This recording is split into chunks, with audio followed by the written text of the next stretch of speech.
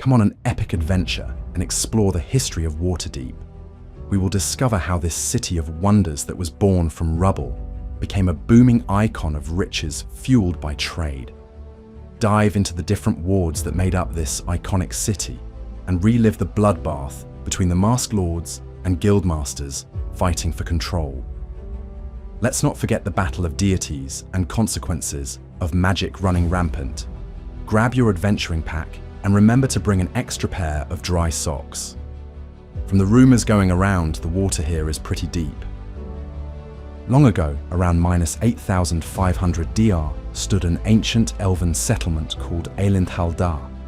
When the elves retreated to their island Evermeet, also known as the Green Isle, they destroyed the city of Eilindhaldar. Barbarian tribes took over the rubble and used it as a point of trade. The large harbour made it a popular spot for sea captains to dock their ships and barter their goods.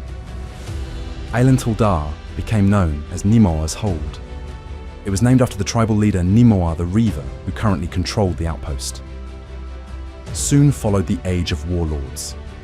Orc armies began attacking Nimoa's Hold in increasingly large numbers. These battles became known as the Orc Fasting War. During this time, Nimoa passed, and the next warlord, Garl, took over. It was also around this time when the name Waterdeep started to catch on as the alternate name for Nimoa's Hold. This nickname was commonly used amongst the sailors who came to the port, naming it after the harbour's deep water. How creative of them. Next in line of power was Larun, the first female warlord to oversee Waterdeep in 974 DR. It was also during this time when the construction of Castle Waterdeep was completed. Warlord Larun focused her efforts on Waterdeep's harbour fortifications and naval guard. As the city became more and more popular as an area of consistent trade, it was imperative that a structural government be put into place for the success of Waterdeep's future as a major city. Following Larun's fall, Rowlor came into power. During his ruling, his goals for the future of Waterdeep were disputed by a young mage named Agairon. Not tolerating anyone speaking against him, Rowlor threw a hissy fit. Unfortunately, he brought a sword to a magic fight. Agairon did some hocus pocus, and bam!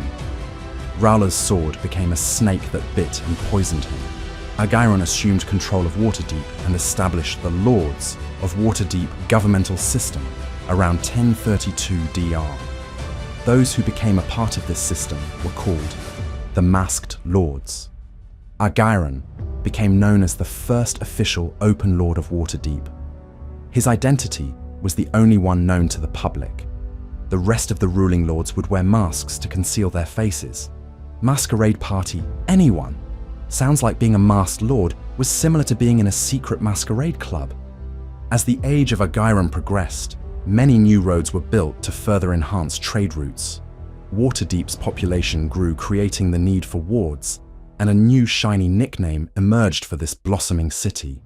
A few of the popular trade routes included the Tradeway in the south, the Long Road to the north, and the High Road, which ran along the coast. Within the walls of Waterdeep emerged multiple wards. Castle Ward contained much of the city's government-related spaces. This included Castle Waterdeep, the Palace of Waterdeep, and Blackstaff Tower, where the Archmage resided. The City of the Dead was the designated Graveyard Ward. This fell into disrepair after the Spell Plague. Guards were posted outside the City of the Dead's walls to protect Waterdeep's residents from restless abominations. Dock Ward was, yup, you guessed it, located around the docks in the harbour. Some say that if you peek into the depths of the water, you could see the merfolk patrolling below. Sea Ward is where the multitude of empors were built. An assortment of deities such as Ogma, Tyre, Tempus, Gond, Selûne, Mistra, Sylvanus, Mieliki, Lantanda, Suna, and Timora. To name a few, had dedicated temples of worship within Waterdeep. A small number of the wealthiest families and adventurers would also reside here. The rest of the rich high class lived in the North Ward. They enjoyed the serene quiet away from the busy Southern Ward. The South Ward was Dot, oddly enough, located near the South Gate. This was a perfect spot for the travelling trade. Many caravan masters and traders occupied this ward. Lastly was Waterdeep's Trade Ward. One can only guess what this ward was for. Everyone grab your bags of holding and discover what wondrous wares you can acquire.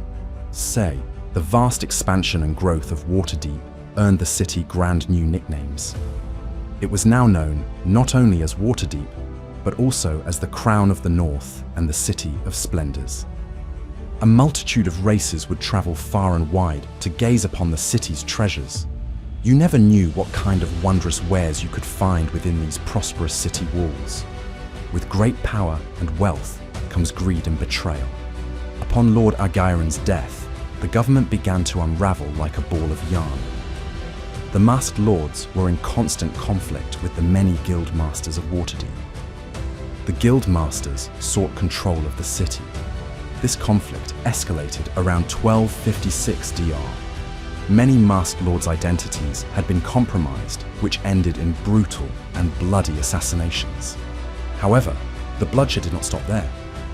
Even with the guild masters attaining control of Waterdeep, they continued to bicker amongst themselves. Cue the Guild Wars.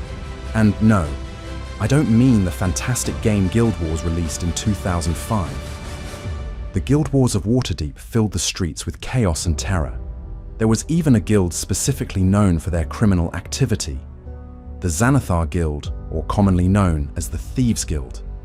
Constant disagreements and brawling broke out amongst all the guilds, each fighting to retain power and authority. This struggle lasted 6 years. This infighting between the guilds brought nothing but bloodshed and a drastic decline in trade. In order to re-establish Waterdeep to its former glory, the masked lord governmental system was put back into place. Troubling events continued to haunt Waterdeep. In 1358, DR, the time of troubles spread across all the land. This was a period when the deities were forced to walk amongst the mortals in avatar form. A battle between two goddesses would take place within Waterdeep. Silune, the moon goddess, and Shar, the goddess of darkness and night, engaged in a fight that would become famous throughout the realm. The Celestial Stairway, also known as the Infinite Staircase, emerged in Mount Waterdeep during this time. Another devastating event for Waterdeep at the time was the Spell Plague. There are many theories on the exact cause for the beginning of this damaging event. In essence, the universal structure of arcane forces broke, spilling raw magic. One could think of it as a spilt cup of milk. This milk ravaged the land. It contorted, spoiled, and bore abominations onto anything it touched. The walking statues of Waterdeep, which normally resided on an ethereal plane until called upon, rampaged the city.